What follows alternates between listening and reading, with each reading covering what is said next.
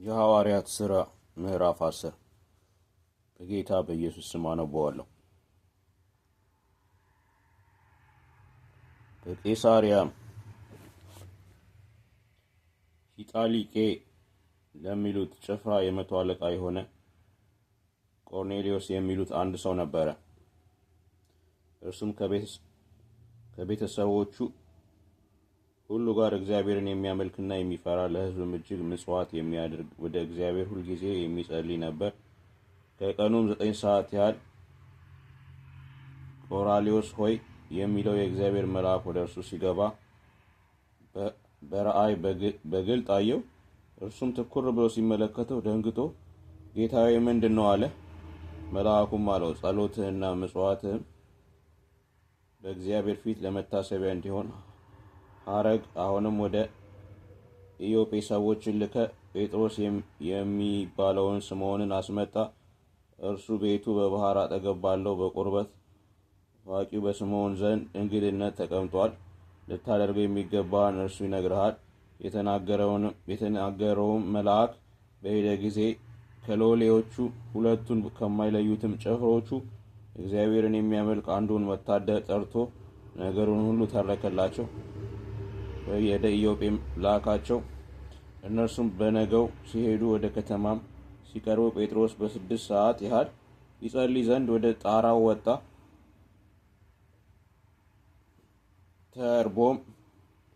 ተርቦም ሊበላ ወደደ። ሲያዘጋጁለት ሳሎም ተመስጦ መጣበት። ሰማይም ተከፍቶ በአራት ማዕዘን የተያዘ ታላቅ ሸማ የሚመስል ዕቃ ወደ ምድር ሲወርድ አየ።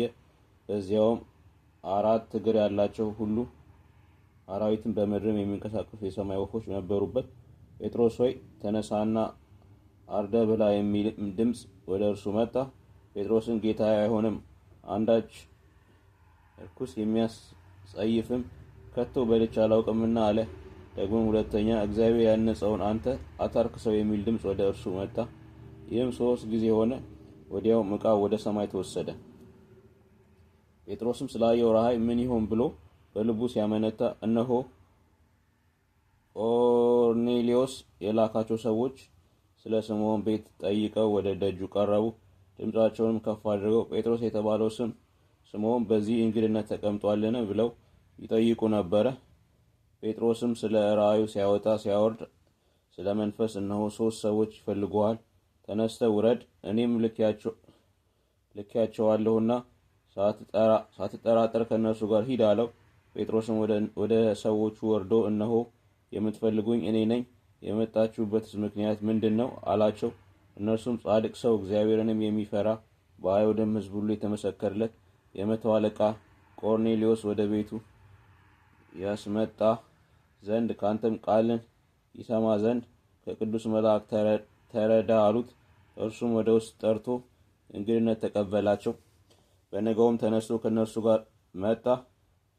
በኢዮጴም ከነበሩት ወንድሞች አንዳንዶቹ ከእርሱ ጋር አብረው ሄዱ። በነገውም ወደ ቄሳርያ ገቡ። ቆርኔሌዎስም ዘመዶቹንና የቅርብ ወዳጆቹን በአንድነት ጠርቶ ይጠባበቃቸው ነበር። ጴጥሮስም በገባ ጊዜ ቆርኔሌዎስ ተገናኝቶ ከእግሩ በታች ወደቀና ሰገደለት።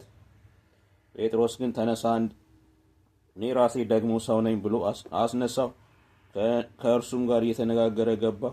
ብዙዎችም ተከማችተው አግኝቶ አይሁዳዊ ሰው ከሌላ ወገን ጋር ይተባበር ወይም ይቀርብ ዘንድ እንዳልተፈቀደ እናንተ ታውቃላችሁ። ለእኔ ግን እግዚአብሔር ማንንም ሰው ርኩስና የሚያስጸይፍ ነው እንዳልል አሳየኝ። ስለዚህም ደግሞ ብትጠሩኝ ሳልከራከር መጣሁ። አሁንም በምን ምክንያት አስመጣችሁኝ ብዬ ጠይቃችኋለሁ አላቸው።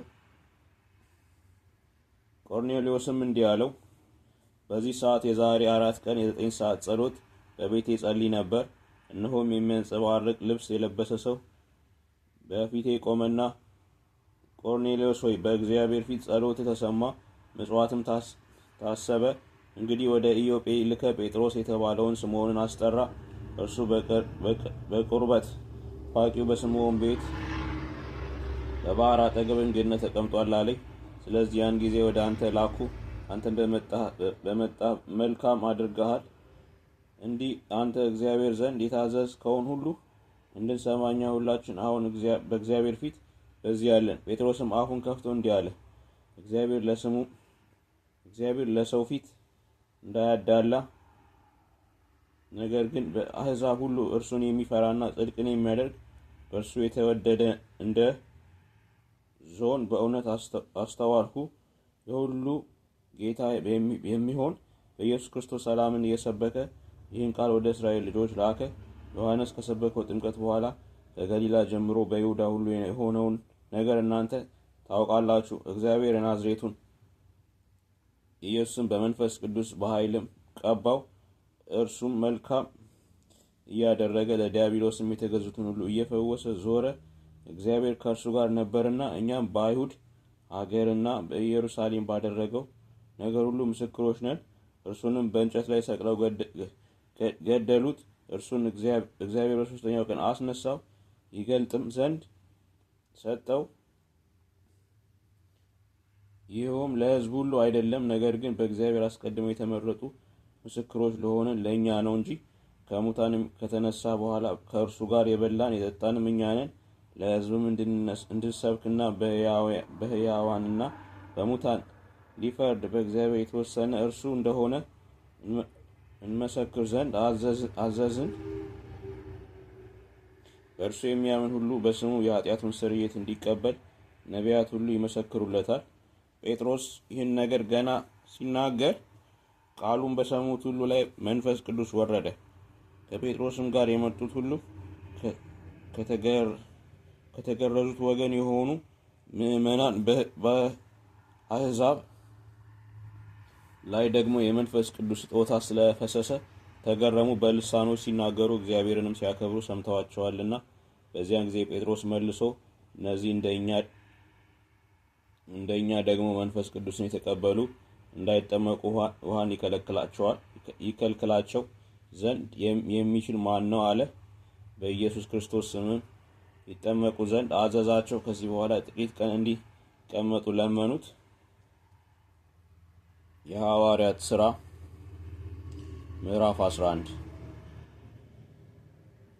ሐዋርያትና በይሁዳም የነበሩት ወንዶች አሕዛብ ደግሞ የእግዚአብሔርን ቃል እንደተቀበሉ ሰሙ። ጴጥሮስም ወደ ኢየሩሳሌም በወጣ ጊዜ ከተገረዙት ወገን የሆኑትን ሰዎች ከእርሱ ጋር ተከራክረው ወዳልተገረዙት ሰዎች ገብተህ ከእነርሱ ጋር በላህ አሉት። ጴጥሮስ ግን ከመጀመሪያው ጀምሮ በተራ ገለጠላቸው፣ እንዲህም አለ። እኔ በኢዮጴ ከተማ ስጸልይ ሳለሁ ተመስጬ ራእይን አየሁ። ታላቅ ሸማ የመሰለ ዕቃ በአራት ማዕዘን ተይዞ ከሰማይ ወረደና ወደ እኔ መጣ። ይህንንም ትኩር ብዬ ስመለከት አራት እግር ያላቸውን የምድር እንስሶች፣ አራዊትንም፣ ተንቀሳቃሾችንም፣ የሰማይ ወፎችንም አየሁ። ጴጥሮስ ሆይ ተነሳና አርደህ ብላ የሚለኝንም ድምፅ ሰማሁ። እኔም ጌታዬ አይሆንም፣ ርኩስ ወይም የሚያጸይፍ ከቶ ወደ አፌ ገብቶ አያውቅምና አልሁ። ሁለተኛም እግዚአብሔር ያነጸውን አንተ አታርክሰው የሚል ድምፅ ከሰማይ መለሰልኝ። ይህም 3 ጊዜ ሆነ። እንደገናም ሁሉ ወደ ሰማይ ተሳበ። እነሆም ያን ጊዜ 3 ሰዎች ከቄሳሪያ ወደ እኔ ተልከው ወዳለሁበት ቤት ቀረቡ። መንፈስም ሳልጠራጠር ከእነርሱ ጋር እሄድ ዘንድ ነገረኝ። እነዚህም 6 ወንድሞች ደግሞ ከእኔ ጋር መጡ። ወደዚያ ሰውም ቤት ገባን። እርሱም መልአክ በቤቱ ቆሞ እንዳየና ወደ ኢዮጴ ሰዎች ልከ ጴጥሮስ የተባለውን ስምዖንን አስመጣ። እርሱም አንተና የቤቱ ሰዎች ሁሉ የምትድኑበትን ነገር ይነግርሃል እንዳለው ነገረን። ለመናገርም በጀመርኩ ጊዜ መንፈስ ቅዱስ ለእኛ ደግሞ በመጀመሪያ እንደወረደ ለእነርሱ ወረደላቸው። ዮሐንስ በውሃ አጠመቀ፣ እናንተ ግን በመንፈስ ቅዱስ ትጠመቃላችሁ ያለውም የጌታ ቃል ትዝ አለኝ። እንግዲህ እግዚአብሔር በጌታ በኢየሱስ ክርስቶስ ላመነው ለእኛ ደግሞ እንደሰጠን ያን ስጦታ ለእነርሱ ከሰጠ እግዚአብሔር ለመከልከል እችል ዘንድ እኔ ማን ነበርኩ? ይህን በሰሙ ጊዜም ዝም አሉና እንኪያስ እግዚአብሔር ለአሕዛብ ደግሞ ለሕይወት የሚሆን ንስሐን ሰጣቸው እያሉ እግዚአብሔርን አከበሩ። በእስጢፋኖስም ላይ በተደረገው መከራ የተበተኑ እስከ ፊንቄ እስከ ጵጥሮስም እስከ አንጾኪያም ድረስ ዞሩ። ቃሉንም ለአይሁድ ብቻ እንጂ ለአንድ ስንኳ አይናገሩም ነበር። ከእነርሱ ጋር የቆጵሮስና የቀሬና ሰዎች የነበሩት አንዳንዶቹ ወደ አንጾኪያ መጥተው የጌታን የኢየሱስ ወንጌል እየሰበኩ ለግሪክ ሰዎች ተናገሩ። የጌታም ልጅ ከእነርሱ ጋር ነበረ። ቁጥራቸውም እጅግ የሚሆን ሰዎች አምነው ወደ ጌታ ዘወር አሉ። ወሬውም በኢየሩሳሌም ባለችው ቤተክርስቲያን ስለ እነርሱ ተሰማ። በርናባስንም ወደ አንጾኪያ ላኩት። እርሱም መጥቶ የእግዚአብሔርን ጸጋ ባየ ጊዜ ደስ አለው። ሁሉንም በልባቸው ፈቃድ በጌታ ጸንተው ይኖሩ ዘንድ መከራቸው። ደግ ሰውና መንፈስ ቅዱስ እምነትም የሞላበት ነበርና ብዙ ሕዝብም ወደ ጌታ ተጨመሩ። በርናባስም ሳውልን ሲፈልግ ወደ ጠርሴስ ወጣ። ባገኘውም ጊዜ ወደ አንጾኪያ አመጣው። በቤተ ክርስቲያንም 1 ዓመት ሙሉ ተሰበሰቡ። ብዙ ሕዝብንም አስተማሩ። ደቀ መዛሙርቱንም መጀመሪያ በአንጾኪያ ክርስቲያን ተባሉ። በዚያም ወራት ነቢያት ከኢየሩሳሌም ወደ አንጾኪያ ወረዱ። ከእነርሱም አጋቦስ የሚሉት አንድ ሰው ተነስቶ በዓለም ሁሉ ታላቅ ረሃብ ሊሆን እንዳለው በመንፈስ አመለከተ። ይህም በቀላውዲዮስ ቁጥር ዘመን ሆነ። ደቀ መዛሙርቱም እያንዳንዳቸው እንደ ችሎታቸው መጠን አዋጥተው በይሁዳ ለሚኖሩት ወንድሞች እርዳታን ይልኩ ዘንድ ወሰኑ። እንዲህም ደግሞ አደረጉ። በበርናባስና በሳውልም እጅ ወደ ሽማግሌዎች ሰደዱት። አመሰግናለሁ።